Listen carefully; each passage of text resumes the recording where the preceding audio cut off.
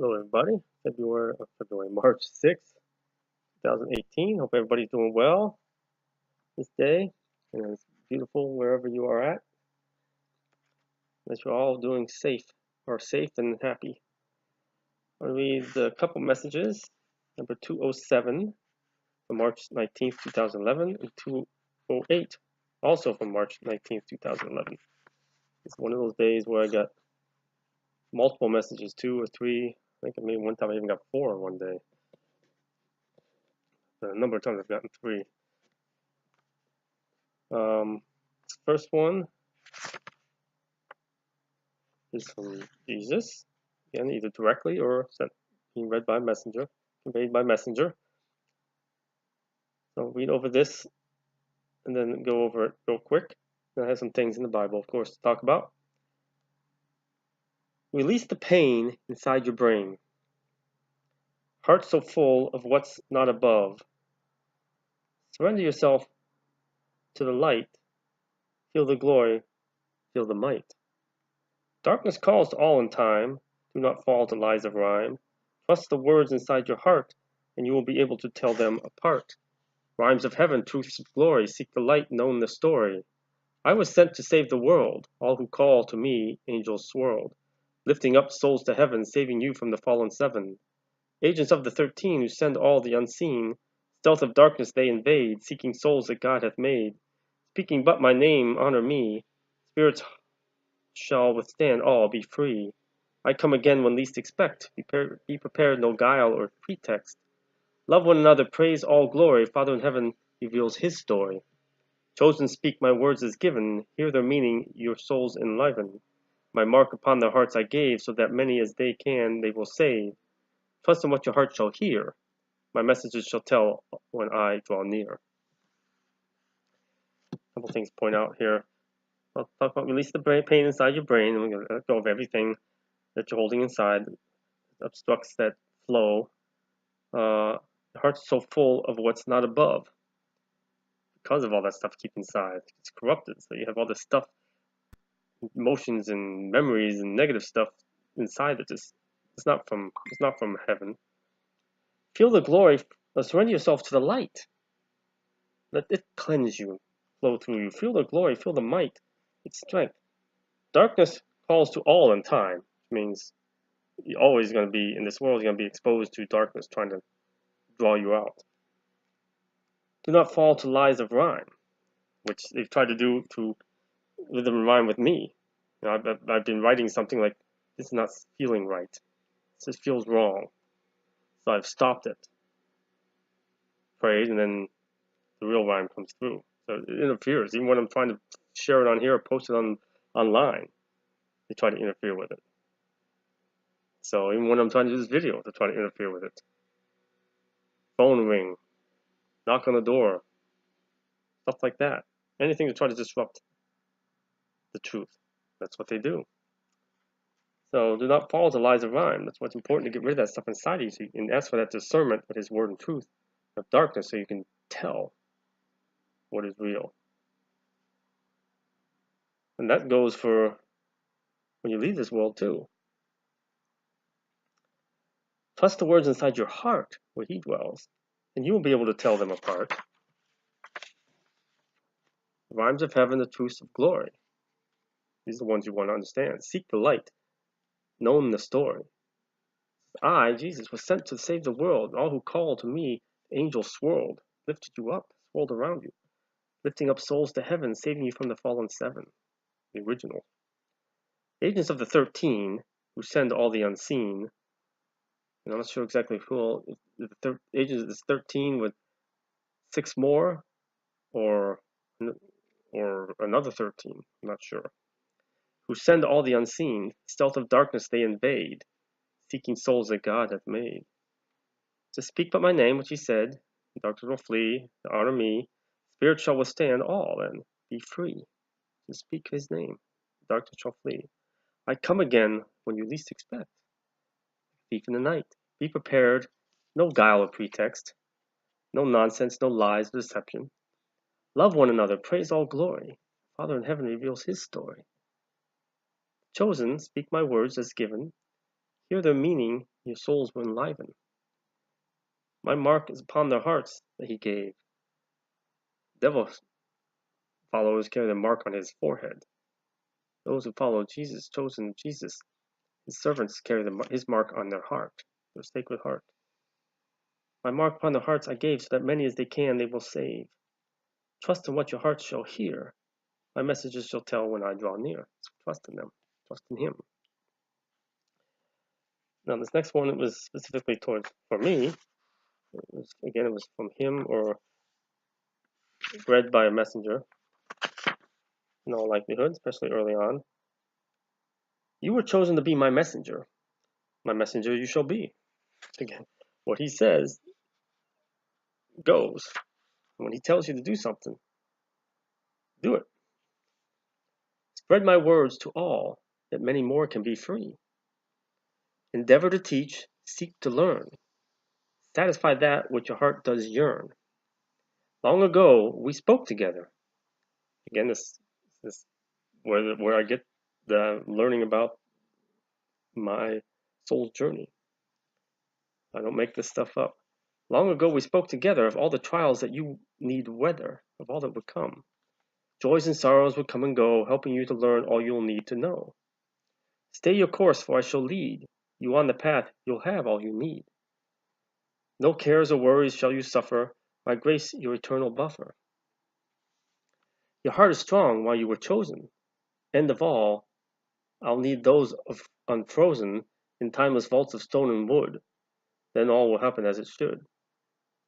Your heart is strong, speak to me while you were chosen. Then it goes another subject. End of all, at the end of all, I'll need those unfrozen, those being the souls that are asleep, unfrozen in timeless vaults of stone and wood, which would be wooden caskets, stone vaults, burial chambers. Then all will happen as it should. And they've already been awoken a number of years back. So remember, this is 2007, so this has already happened. Now all the darkness from the pit is free to roam as well.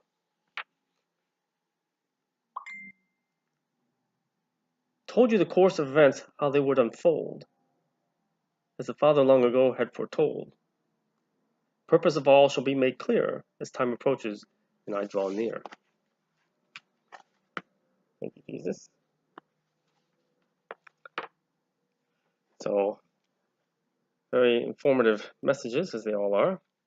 And I want to read another thing that I had set aside that my grandmother, others had given me that to help at times. One was Matthew 13:52, and I got some other things to read from Matthew 13, from Matthew and from Kings, 2 Kings. Matthew 13:52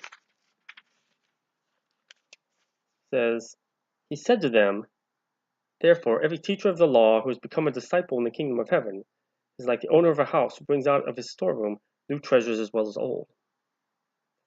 In other words, it's saying every teacher of the law, everyone who shared, who served him, who went on to become a disciple in the kingdom of heaven, who will become a disciple in the kingdom of heaven, will enter heaven, is like the owner of a house, who brings out, and you are the house, who brings out of his storeroom, which is what's buried inside you, new treasures as well as old. So you clear that house, you clear the internal out of all the obstructions and the corruptions and bad emotions and negative feelings and stuff, and let that light flow through you. Then you can share, bring out of your storeroom, your hidden inside,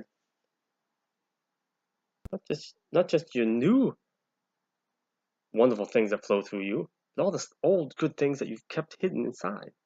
And you're sharing them out with others, and grow in spirit and light. So that's what that means. So it's important to get rid of all that stuff.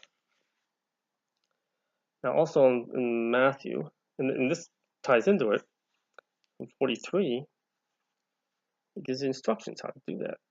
I've spoken of this before. When an impure spirit comes out of a person, it goes through arid places seeking rest and does not find it. Then it says, okay, I'll return to the house I left. When it arrives, it finds the house unoccupied, swept clean, and put in order. Then it goes and takes with it 7 other spirits more wicked than itself, and they go in and live there. And the final condition of that person is worse than the first. So when you do cleanse yourself, and you ask the Lord to help clean you, to help destroy those walls of Jericho you built inside yourself, to smash down those doors you've made multiple times and to lock yourself in behind. Once that's cleaned out, you have each time you ask Him to take some that stuff from you, or you know you got rid of something, and you have to ask Him, Lord, replace it, fill it in with your grace and your light, and your peace, all that you are, and your love, so that it's not empty and unoccupied, like He's talking about here.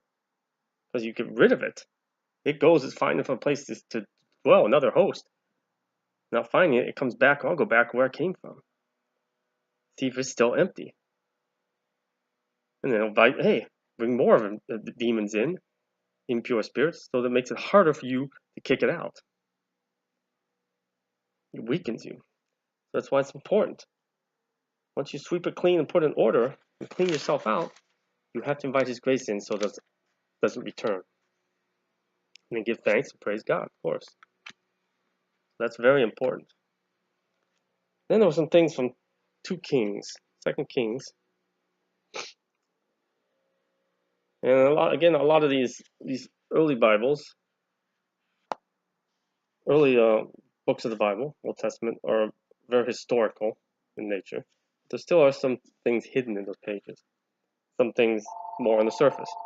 Here we go, there's the devil trying to interfere by making noise. But he shall not interfere. So obviously this is very important, what I'm about to read, since it started ringing right now. Hi everybody, thanks for calling. So we'll just pause, wait till it be done. Please leave your name and number and I'll give you a call as soon as I can. Have a great day. God bless. Night night.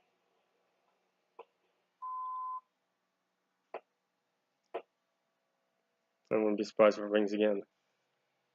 So now we know this is very important. This is from 2 Kings 17:13. Turn from your evil ways. Appropriate. Observe my commands and decrees in accordance with the entire law that I commanded your ancestors to obey, and I delivered to you through my servants the prophets. But they would not listen, and were stiff-necked as their ancestors, who do not trust in the Lord their God. They rejected His decrees and the covenant He had made with their ancestors and the statutes He had warned them to keep. They followed worthless idols and themselves became worthless. They imitated the nations around them, although the Lord had ordered them, do not do as they do. They forsook all the commands of the Lord their God and made for themselves idols. And this is way back then. Exactly what's going on now. It has been going on. His people doing the same thing. He's telling us again, as much of this Old Testament pertains to back then, pertains back when Jesus came, and pertains to now. Turn from your evil ways, observe my commands and decrees in accordance with the entire law that I commanded your ancestors to obey, and that I delivered to you through my servants the prophets. But he knows, and he knew this beforehand, they would not listen. They're not listening now. People are stiff-necked as their ancestors who do not trust in the Lord their God. Same today. They rejected His decrees and covenant He had made with their ancestors and the statutes He had warned them to keep. Same today. Still goes on, even more so. They follow, like they do today, worthless idols and themselves therefore became worthless. People become more and more worthless to Him. They imitated the nations around them. Again, it's all imitation. Like, do as the Joneses do. You have the latest and greatest, and best, and to outdo everybody else. And they follow those who already turned from God. Although the Lord had ordered them, do not do as they do. Do as I tell you to do. So they forsook all the commands of the Lord their God and made for themselves idols. There's so many idols, so much idolatry in this world. People don't even realize it. And later, on 2 Kings 17, verse 37 through 41, you must always be careful to keep the decrees and regulations, the laws and commands He wrote for you. Do not worship other gods When you put anything before the God, the only God, in importance, or you blow him off to go do something else, or you turn to other things, drugs, whatever, instead of him, that's an idol. That's idolatry. Anything for him is idolatry. Do not worship other gods. Do not forget the covenant I have made with you. Do not worship other gods. He says it twice in the same breath. You think that's important? Rather, worship the Lord your God. 3 times in one breath. It is he who will deliver you from the hand of all your enemies. Nobody else. They would not listen, however, but persisted in their former practices. And it's exactly true. Then, at Jesus' time, and again now. They won't listen to him. They won't listen. They have to hear a physical voice instead of trusting in the spiritual. Even, this is very important, underlined, even while these people were worshiping the Lord, they were serving their idols. To this day, their children and grandchildren continue to do as their ancestors did.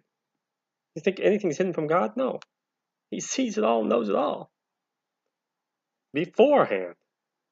Again, the underlined part, even while these people were worshiping the Lord, they were serving their idols. That's all these people go around and say, I believe in God. I believe in Jesus. I'm Christian. Come across this all the time. Even right there in church, even while they're worshiping the Lord in the church, they were serving their idols. He knows that. They may be singing, praising Jesus, listening to a sermon, communing in the church, but they're so in a hurry to get out of there and think, okay, what do I got to do today? Oh, I want to get through this. I got to go home and watch a game, or I got to go do this. You go home, get out, go hop in their fancy cars, go home to the big houses, trying to do things that they're not of God. That's why it ties right into what that video of that girl who Jesus spoke to, saying that all churches were bad because they're insincere. They're not true in their faith, in their worshiping of God. They're just giving lip service. He knows what's going on. Again, nothing is hidden from him.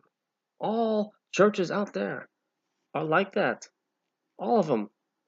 Even while these people were worshiping the Lord, they were serving their idols. All those things that they have, their possessions, the wants, the desires of the flesh, which is the world. That's not worshiping God. That's not putting God first. For that, sorry folks, but they're going to suffer. You're going to suffer. You will suffer to the degree of your sincerity of faith, of your faithfulness. It's important. Put him first. And do what he needs you to do, and do what he asks you to do, his will. Thy will be done on earth as is in heaven. He comes first. It's not about us, it's about him. Again, what John the Baptist said, he must increase, while I, the me, the self must decrease.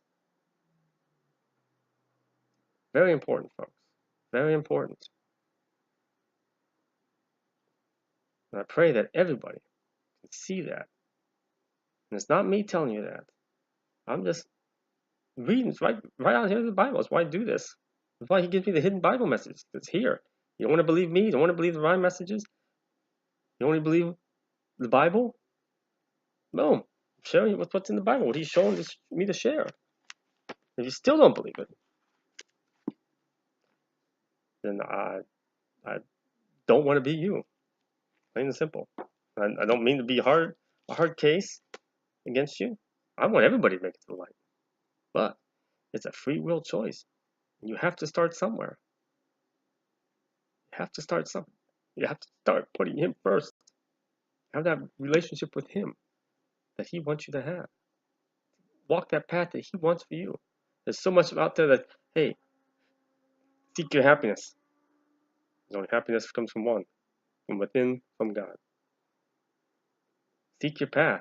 There's only one true path that's going to get you home to him, that he wants you to be on, his. All those other things, you're going to struggle. Make your life Pursue your dreams. That's wonderful. But always put him first. Thank him for everything. Put him first.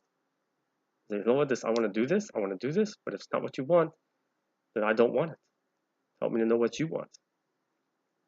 But if it's possible for me to have this and serve you together, that would be wonderful, Lord. You ask him.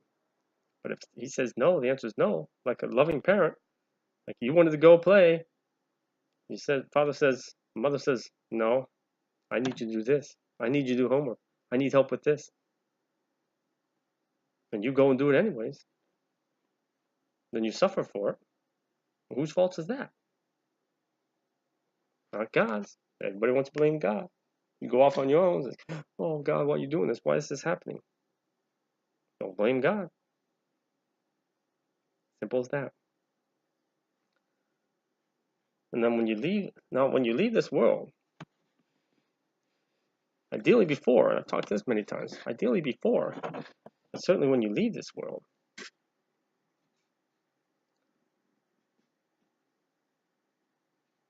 God's going to send, I got a strong sense of this, and it always gets confirmed. It has been partially confirmed, just dealing with spirits. He sends somebody, a loved one, or angels, or someone, that's going to help make it easier for you to transition into the light. And there's a short period of time you have to be able to go through that transition before it's closed off. So it's important to have that strong faith and believe in him, and for that, continue to ask for that discernment of his truth, of his light versus darkness. So that when that happens, you'll recognize who's there and trust them, believe in them, and be able to feel and tell that, hey, you're the one I need to go with to the light. Because darkness will have his people there too, trying to deceive you, even as posing as loved ones, even looking like loved ones. As I said in the Bible, the devil can appear as an angel of light.